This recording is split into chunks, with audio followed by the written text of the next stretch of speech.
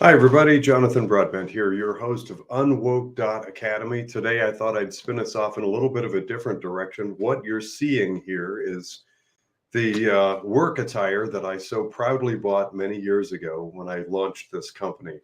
If you've listened to the podcast in the past, you know that I went through all kinds of hoops and high water and you name it to launch this company years ago. It was over a decade ago, 12, 13 years ago. I launched Planned Partners.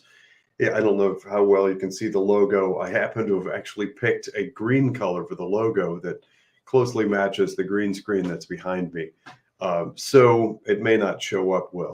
So there's a reason today for the 99th episode of UnWoke Academy. It's hard to believe 99 episodes and just about a year has gone by since we launched this podcast inauspiciously with my learning what a green screen actually even is and buying a microphone and camera and kind of off to the races. 99 episodes and we're approaching 20 million views. Thank you to those of you who subscribe and watch and follow. Please do share this with other people, because if you don't like the direction that the country is headed, the United States and the West in general, we're part of the answer. We're creating parallel economy, which brings me to the reason that I decided to wear this for today's episode. This actually is what I wear a lot of the time when I'm on virtual calls with clients of this company. So I'm going to give you a little behind the scenes and then talk about where we go from here. So Planned Partners, not everybody knows this, but there's kind of a behind the scenes in the world of 401k. Bear with me here. This will bear fruit. And actually, I think a lot of people will get something out of this and get a better, deeper understanding of the mechanisms of workplace retirement plans. That happens to be where I specialize. And I have what's called a third-party administrator background. I've worked in plan compliance and kind of the droll, boring areas of 401k plans and how they work for decades. And for a long time, I was kind of the person who would be brought in as a specialist in order to make sure that retirement plans are being run well. So again, as promised, a little behind the scenes, and trust me, this gets to where we need to go in today's conversation. So there are a lot of kind of mechanisms and discussions that take place at your employer. The employer, usually they'll meet on a regular basis and they make decisions about what investments to make available to folks like you, if you're fortunate enough to have a 401k, what's good, what's bad, how they document that, the plan's design and structure. So when plans talk about whether or not to add a Roth provision, which just simply means making Roth contributions available to you, and the notices that go out to participants letting you know of certain changes, all that stuff, that is what this company does. By design, we created a company that really just exclusively focuses on that. So along the way, we did some things very, very differently than market normal. And that made us sort of gave us some acclaim and some interest. So now there are lots of companies all across the country in the United States that call on us. So we get calls from payroll companies, insurance companies, private equity groups, law firms, accounting firms, you name it, professional organizations that get into the weeds of how things like 401k plans work and decide that they need to bring in the specialists. And that's what we do. We focus on that and then sort of do all the heavy lifting for plan administration. So hopefully on your side as an individual, you get the polished, finished experience of something that's good. By the way, I have to draw a little distinction here. It can be a little confusing because you may see an insurance company that you log into and access your plan and make changes to your contributions, or it might be an investment manager or a big name that is providing the 401k to you. That's not us.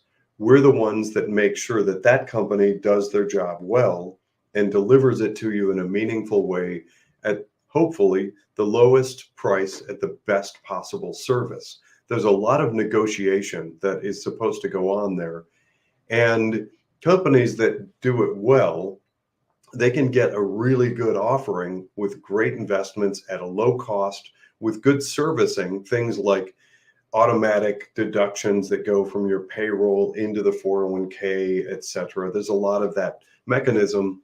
And I run a team of people that specializes in all of that.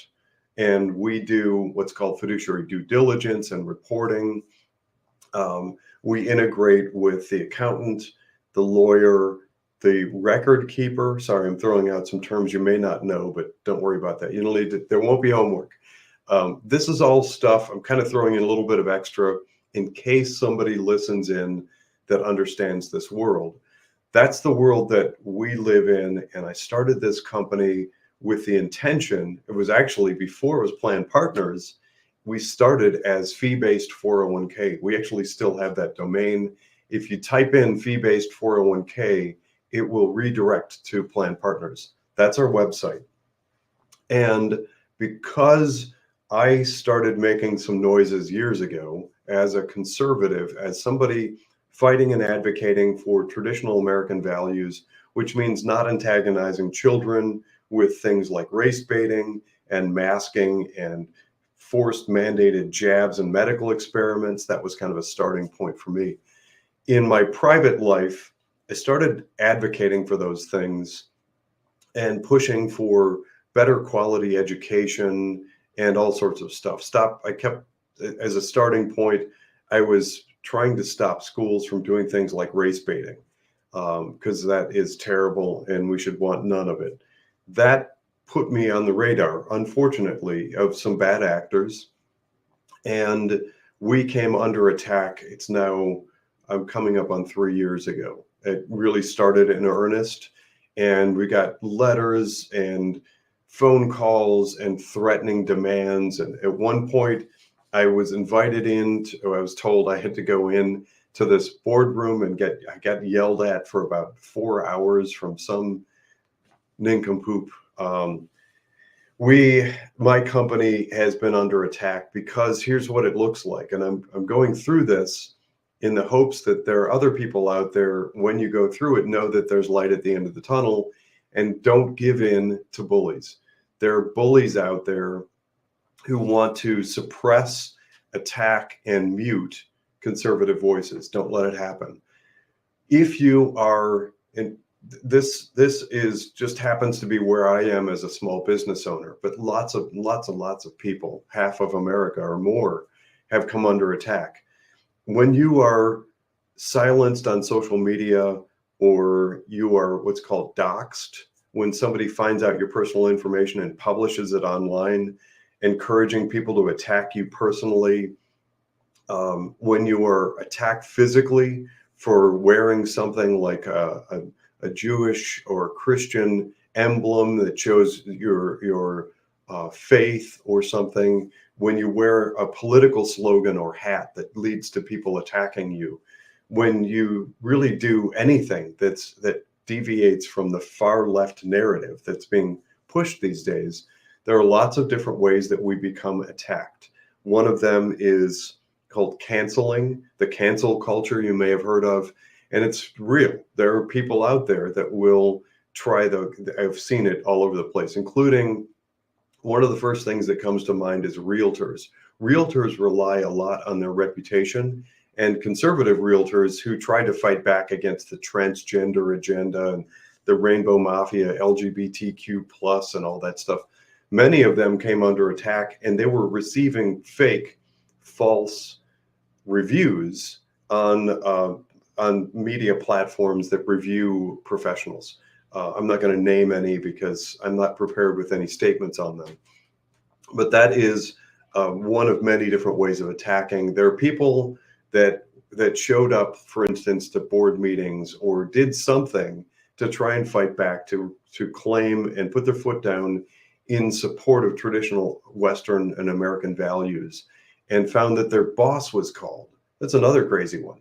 They would get these complaint calls, and before people figured out what was happening, there were bosses out there they didn't know any better and assumed, oh gosh, this is terrible, and they would call. Human resources would call these conservatives into the office and say, why did you do such and such? And people were mystified because they hadn't done it. It were lies.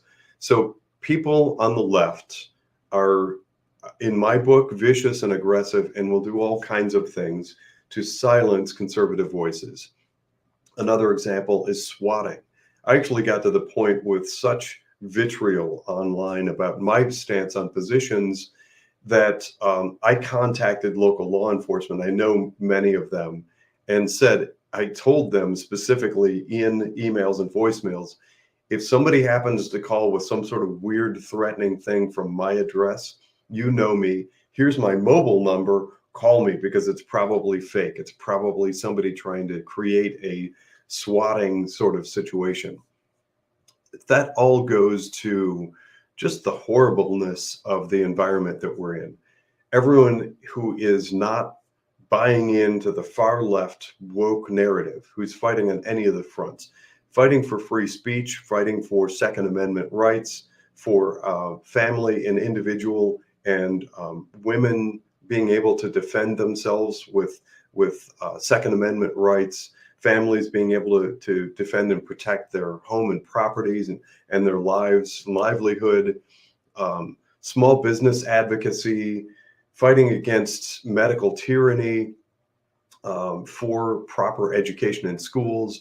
Anybody, literally, just about anybody who shows up to try to fight and advocate for those things becomes attacked by this sort of mob. And it's just a crazy thing. Having, I don't know completely understand where it comes from, but it's a bad thing. And that's where this company comes in. This is what proved to be, for the ne'er-do-wells, for the left, the best attack vector for me, because they figure if they can attack my income, they can shut me down, and I run out of steam, I run out of will, and I run out of voice. Well, I'm not letting that happen, and I hope nobody does either. Over the last couple of years, if you go way back to probably about 2 years ago, I did a series of interviews on weaponized regulators. I had a former lawyer who was disbarred under ridiculous circumstances, who was conservative. And that's awful, because we need more conservative lawyers to actually fight the woke, blob, leftist cabal lawyers. It was a child psychologist. We had a family that owned a construction business, all kinds of stuff. There are people in all walks of life who are being attacked right now. I, on social media, pretty quickly asserted that I don't care and people can attack me all they want. I don't have a boss that they can call. There isn't anybody that I answer to that is going to call me into the human resources office, because I am the human resources office. So after a couple of years of trying different vectors to shut me up, they sent in weaponized regulators. Of that, I'm personally certain. I'm certain for a number of reasons, not least of which is I have several friends in different industries entirely who all of us received virtually identical letters from different regulatory agencies, all within a month of each other.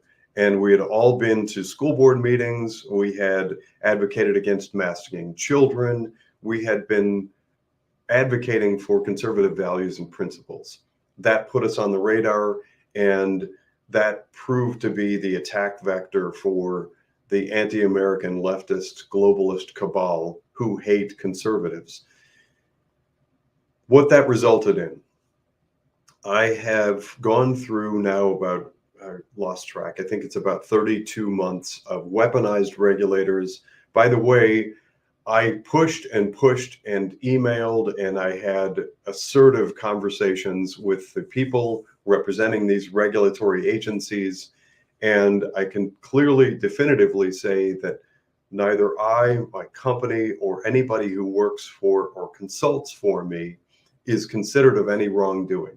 We are not suspected of any wrongdoing whatsoever, which is kind of a cool little gotcha moment for me, because along the path of figuring out that these people were attacking me simply because I was asserting my voice, they disclosed to me, among these pages and pages of detailed information that they wanted about everything under the sun. They wanted me to kind of climb back through 10 years of the company history. I know what it is. It's a fishing expedition. And I knew that from the beginning. I'm pretty confident they're not going to find anything substantial, but they just kept pushing. And when I would answer, it would be this massive, it was like a 2 or 3 month process. And it was always like, you have 30 days to answer this thing. It was 5 pages, and it would take me 70 man hours to answer the things. It's meant to be emotionally, spiritually, psychologically, and financially draining. And it is. It's no fun, and I wouldn't wish it on my worst enemy. But that's the way that leftists are trying to shut me down and turn off my voice. Because now, add to it, since I started, I now have UnWoke, and I'm going head to head with Wall Street. I know enough about Wall Street, big finance, globalist banks, etc., to uncover a lot. And I also happen to work on, with, and for many, many hundreds of millions of dollars. I've got, just within the past week, we've got, in this line of work, I've got another 6,000 people-ish and about $200 million that's at play. And the people who understand my area of the marketplace know that they don't want somebody who's conservative affecting and impacting that world. Well, I don't care. I don't care what they want. I don't care what sort of fits and rages they go into. I don't care what sort of emails and big, thick, packety letters they send me. My job is not to make them happy, because they're clearly anti-American, anti-West, capitalism destroying nonsense. And my job is now clearly to go in the direction of UnWoke. So I made monumental, fundamental changes to everything about this company. I didn't like it, I didn't enjoy it, and I'll never be okay with it, because it's my company, and I put a tremendous amount into making it what it is and what it became.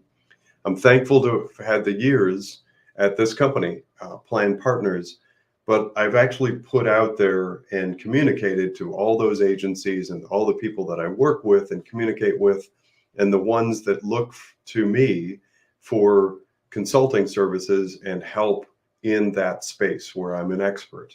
I've told them we're not accepting any more advisory clients, because that's the work that puts me under the thumb of those regulators. And I can't afford to do that. And basically, I want to put it this way, so it hopefully is understandable. My view is I cannot be within Wall Street, I have to air quote that, Wall Street, and subject to regulatory oversight from Wall Street, while also being a whistleblower and talking about the issues and problems with woke Wall Street. It doesn't work. I can't do both. I can't be within that environment, clearly under attack for having the voice that I do, and maintain that sort of uneasy equilibrium and trying to appease them while also trying to point out to you, my fellow citizens, what the issues are. So I have allowed massive fundamental changes to the company, and that's why, you know, the old adage, when life gives you lemons, you make lemonade. As they've attacked me, I have worked out parallel economy. And so there's a lot of great stuff now that's coming out of this. And I think maybe, hopefully, it's fortuitous and it was meant to be, because the financial PMA, I still believe, I've done searches.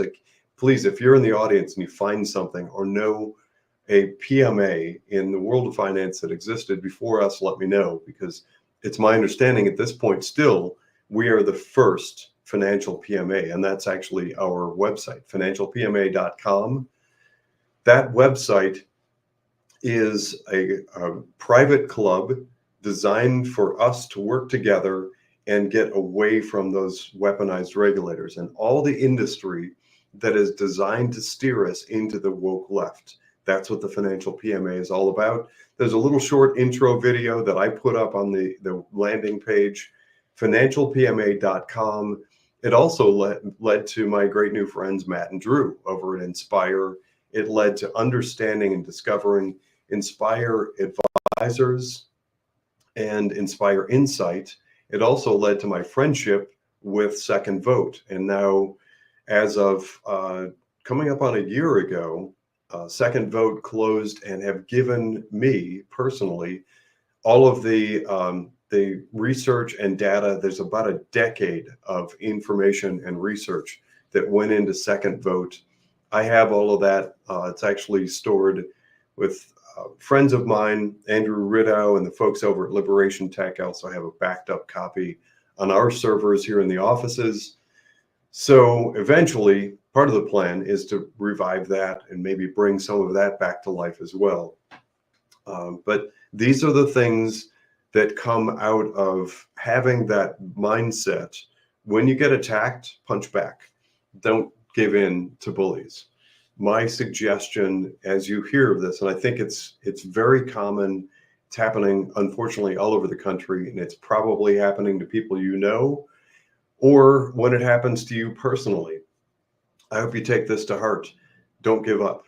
The plan is to beat us into submission and make everything feel so bleak and dark and gloomy and feel like we've lost our country and our nation, our freedoms, and all that we hold dear, as they left continue to attack our Constitution, our Bill of Rights, etc., as they degrade our last place, most expensive school system in the developed world, and they go after media, closing down conservative media organizations, and they silence people on social media. You know the drill. This is all the stuff that they're doing in order to try and demoralize and destroy what we hold dear and the tremendous worth and value of this pinnacle of hope and freedom and liberty that we call America. Don't let it happen. When they attack, please find that path forward. It won't be easy. It's not easy. Just know that. You got to know that to your core. It's not easy, but it's worth it, and it's got to be done. That is a little sharing. I didn't plan on bringing up planned partners, but it really felt appropriate given all that's going on in today's circumstances. By the way, I want to put a little personal note in for those who are suffering from the impacts of two major hurricanes. My brothers and sisters in southern states in the United States, my heart goes out to you. I hope that you find shelter, safety, freedom, and that we all find America again soon. It's so disappointing and frustrating to see what's happening and just the utter despair and the lack of support from those governmental agencies and services that we would like to have relied upon. That, in my book, is another example of how bad and broken the far left is. They've destroyed much of what we would like to consider good and valuable within our government, in addition to healthcare, education, and finance. But enough with my rant. I'm Jonathan Broadbent. This has been another episode of UnWoke.Academy.